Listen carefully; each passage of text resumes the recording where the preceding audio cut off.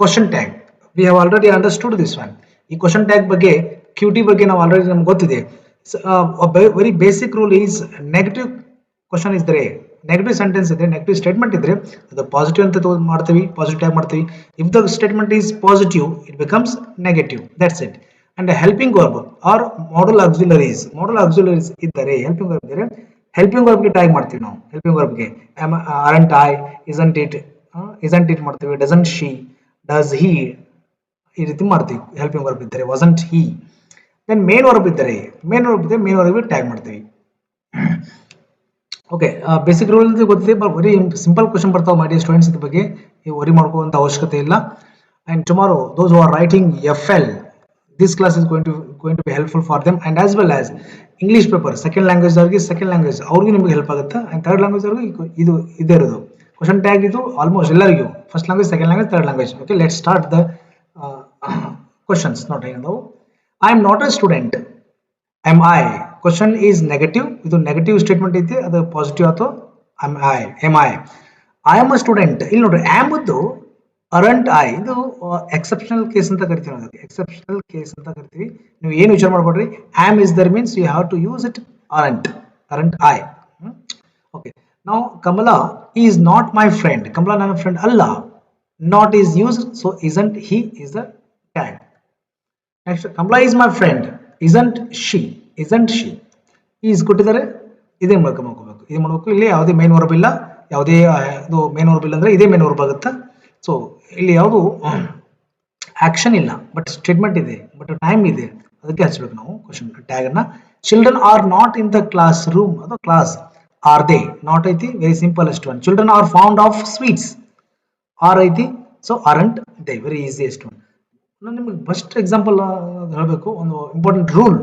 ನಿನ್ನೆ ಕ್ಲಾಸಲ್ಲಿ ಒಂದು ಕ್ವಶನ್ ಬಗ್ಗೆ ಹೇಳಿದ್ದೆ ನಿಮಗೆ. ಅದೇನಪ್ಪ ಅಂದ್ರೆ ಇಲ್ಲಿದೆ ನೋಡಿ. ಫಸ್ಟ್ ಇದೆ ಮುಗಿಸೋಣ. Madam was my neighbor, wasn't he? Madam was not my neighbor, wasn't he? Was he ಬಂತಿ. ಓಕೆ, ಇಲ್ಲಿದೆ ನೋಡಿ. ನಾನು ಹೇಳೋದು ನೆಗೆಟಿವ್ ಸ್ಟೇಟ್ಮೆಂಟ್ ಇದ್ರೆ ಅದು ಪಾಸಿಟಿವ್ ಮಾಡಬೇಕು, ಅದೆಲ್ಲ ಗೊತ್ತಿದೆ ನಿಮಗೆ. ಇಲ್ಲಿ ನೋಡಿ, if the statement is, statement ಹೆಂಗಿತ್ತು ಅಂದ್ರೆ ಸ್ಟೇಟ್ಮೆಂಟ್ ಒಳಗೆ ಇದು ಇಂಪಾರ್ಟೆಂಟ್ ಭಾಳ. ಇದು ನೋಡಿ, never, nothing, hardly, barely, seldom, no, ಇವೆಲ್ಲ ಇದ್ರೆ. For example, I have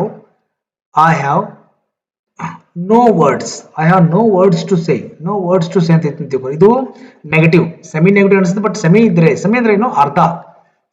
semi ಅಂದ್ರೆ ಹಾಫ್. ಆದ್ರೂ ಸೆಮಿ ಇದ್ರೆ ಇವೆಲ್ಲ ಬಂದ್ರೆ ನೀವು ನೆಗೆಟಿವ್ ಅಂತಾನೆ ಕನ್ಸಿಡರ್ ಮಾಡಬೇಕು, ಮತ್ತೆ ಟ್ಯಾಗ್ ಪಾಸಿಟಿವ್ ಹಚ್ಚಬೇಕು.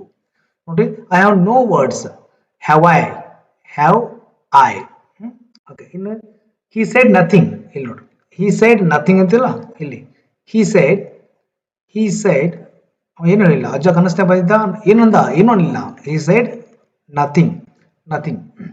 ಇಲ್ಲಿ ನಥಿಂಗ್ ಅನ್ನೋದು ನೆಗೆಟಿವ್ ಸೂಚಿಸ್ತೈತಿ. ಇಲ್ಲಿ said is there.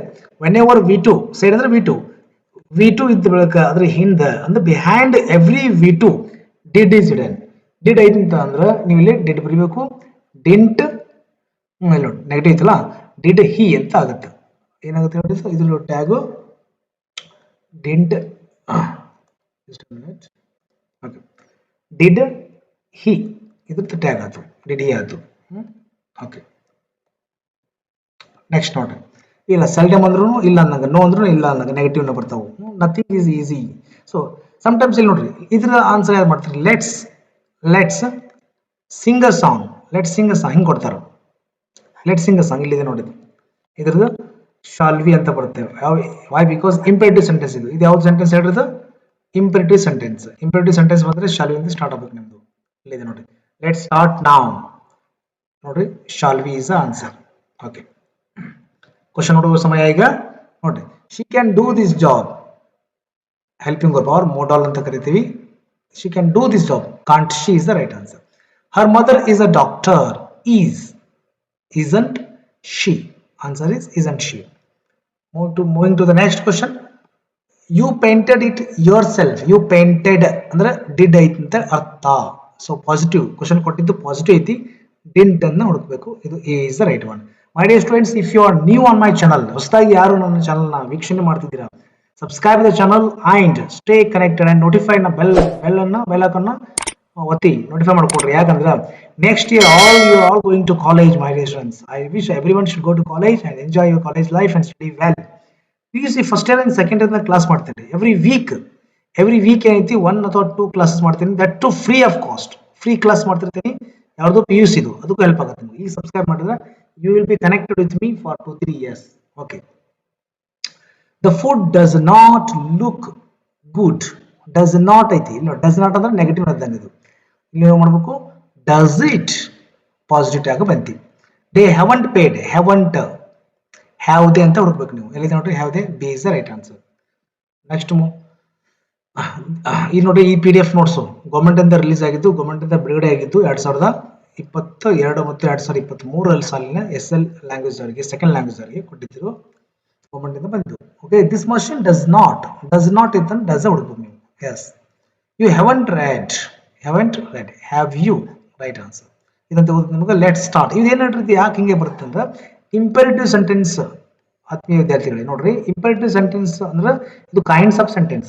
Total 5 kind ಅದಾವು: ಡಿಕ್ಲೇಟಿವ್, ಇಂಪೆರೇಟಿವ್, ಇಂಟ್ರೋಗೇಟಿವ್, ಆಪ್ಟೇಟಿವ್ ಮತ್ತು ಎಕ್ಸ್ಕ್ಲೇಮೇಟರಿ. ಅದರಲ್ಲಿ ಇಂಪೆರೇಟಿವ್ ಅಂದ್ರೆ P² ಕಾರ್ ಅಂತ ಬರುತ್ತೆ. ಆಲ್ರೆಡಿ ನಿಮಗೆ ನಾ ಮನಿ ಬಾಸ್ಟ್ ಕ್ಲಾಸ್ ಹೇಳಿದ್ದೀನಿ, P² ಕಾರ್. ಅದರಲ್ಲಿ ಫಸ್ಟ್ ಒನ್ ಇದು ಏನು, ಪ್ರಪೋಸಲ್ ಅಂತ ಬರುತ್ತೆ. ಇನ್ನೊಂದು P ಯಾವ್ದು ಹೇಳ್ರಿ, ಪ್ರೊಹಿಬಿಷನ್ ಅಂತ ಬರುತ್ತೆ.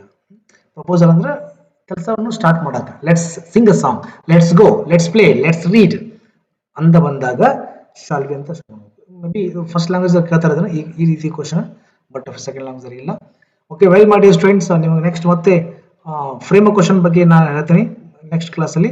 ಅದರ ವಾಯ್ಸಸ್ ಬಗ್ಗೆ ಹೇಳ್ತೀನಿ. ಓಕೆ, ಇನ್ನೂ ನಿಮಗೆ ಟೈಮ್ ಇದೆ ಸೆಕೆಂಡ್ ಲ್ಯಾಂಗ್ವೇಜ್ ಅವರಿಗೆ, ಬಟ್ ಫಸ್ಟ್ ಲ್ಯಾಂಗ್ವೇಜ್ ಅವರಿಗೆ it is going to be helpful. My dear students, thanks for watching. Keep